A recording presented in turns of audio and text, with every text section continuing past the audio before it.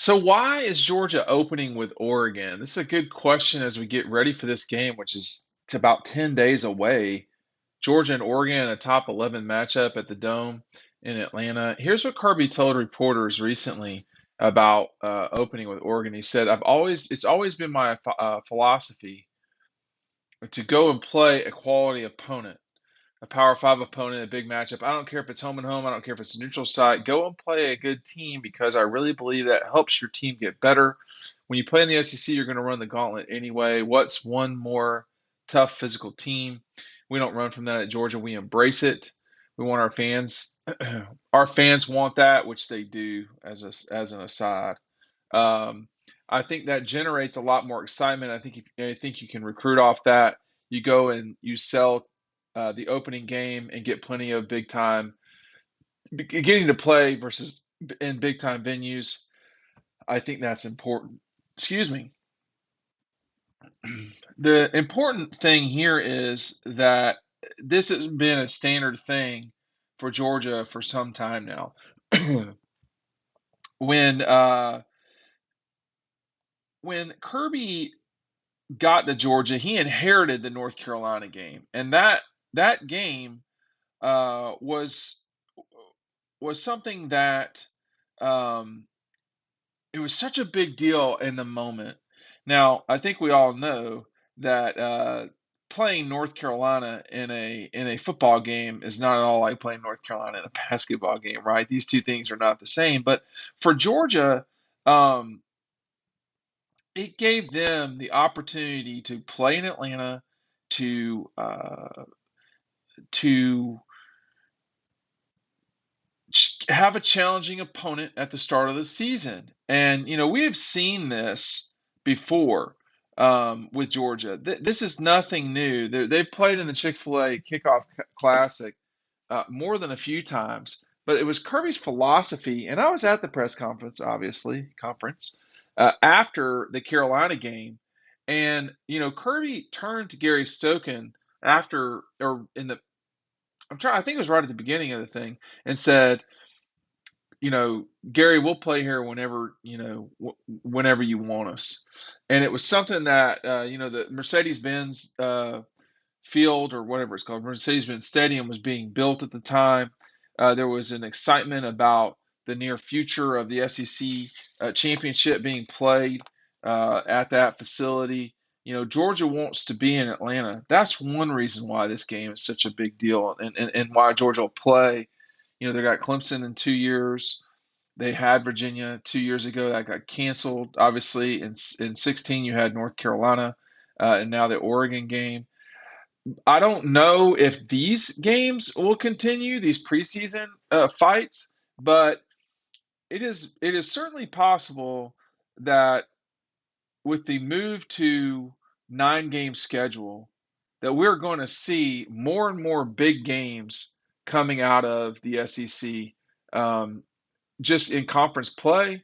But these big games, even before that, they're really important, and they let you set your season, so to speak. One thing I wonder about though is the ramifications from a 9 game schedule. It is not out of the realm of possibility that the Tech game open the season, and that will, I think, hurt that game over time. Um, I think that we'll see if that happens. I'm not sure. I mean, you already look at Florida State and Florida being moved to to the the Friday after Thanksgiving. There might be enough big games that Tech and Georgia don't open the season, but you know, the SEC's media partner is going to want a closest season that has a lot of bang for your buck. And in this league, that now will include Texas and Texas A&M, Auburn, Alabama. You know, I don't think this will happen, but Oklahoma doesn't have a natural team to play closing the season if they're not going to play Oklahoma State. And it seems like Gundy's feelings are very hurt in Stillwater, and it doesn't know. I don't know that that game is going to get played anymore. But for Georgia, there is no close of the season natural rival in the SEC. They play the Gators when they play them. And if Florida and Florida State and Tech and Georgia, I mean, so it's going to be kind of tricky seeing what the future holds there. But there's a reason why they play these big games. Played a big game to start the season last year, lest we forget the Clemson game. Here is the pivotal moment from that game with Christopher Smith, Latravius Brini, Keely Ringo, and N'Kobe Dean. Uh, that play happened because of N'Kobe Dean scaring DJ Ugalele half to death. Um, it was a long night for the Clemson Tigers, certainly their offense. But that game, the Dukes Mayo Classic, was a huge build-up game, a top five game. Georgia was ranked five coming in, Clemson three, and we're I think we're going to see stuff in the future, but it might be that Clemson comes to Athens rather. I mean, they've already got that scheduled out, but these neutral games, Atlanta may be able to salvage theirs. They've got a great organization and a great situation. I'm not sure everybody else is going to be able to pull that off. Make sure you're picking up DAWGSTRUCTION today. The link is down below. You're not going to want to miss out on this. This is an awesome gift, by the way. If you like the way this looks, I could be changing the cover slightly in the near future. Make sure you're getting this today. The link is down below. Thanks to everybody who's been getting it.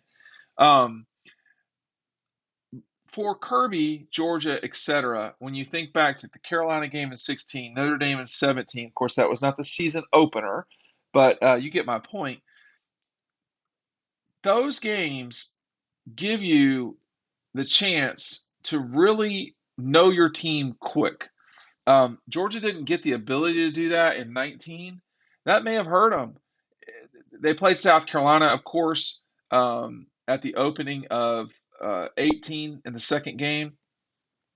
Not the same, I wouldn't say.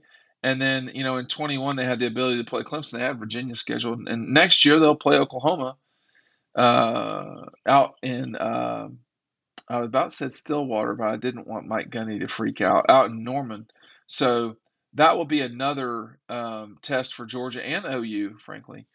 Um, Brent Venables, etc. So we'll just see where all of this goes. The other thing that's important here, and this is what Kirby's talked about a lot with the Florida game, is the ability to play in big games, big moments, and then you recruit off that.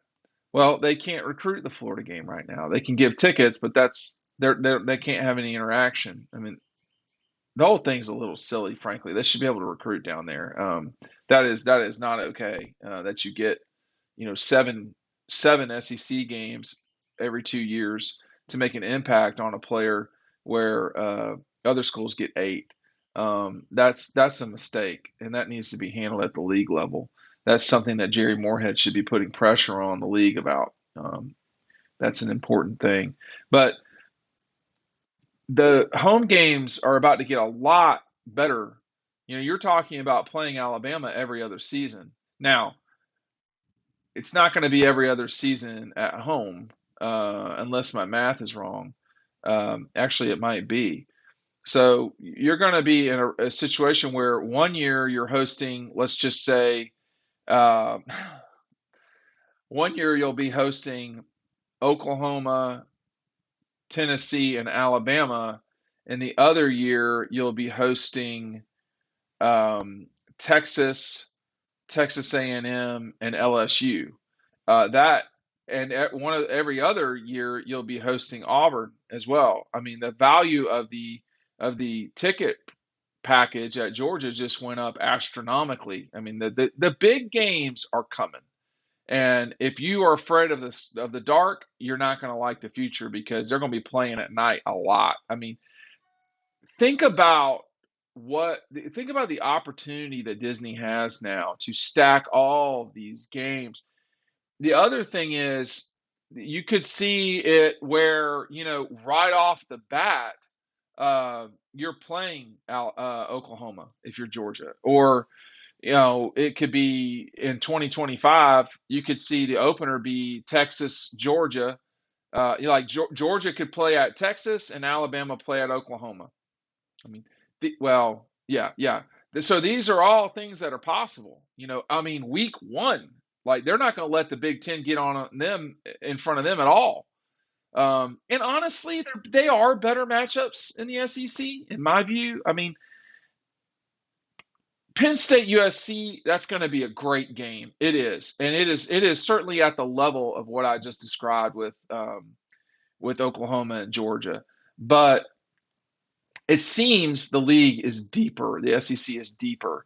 But that's neither here nor I mean, the fact is that more people watch the SEC over the last 10 years than they have watched the Big Ten. That's not up for debate. That is just the truth. But I'm talking very specifically of the television packages. So, now adding Texas and OU, those are bigger brands than UCLA and USC combined.